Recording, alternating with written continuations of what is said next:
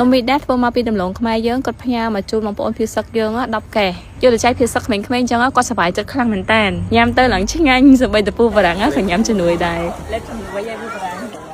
ញ៉ាំខាត់ឡើងញ៉ាំមែនតើញ៉ាំយល់មិនគេថតឆ្ងាញ់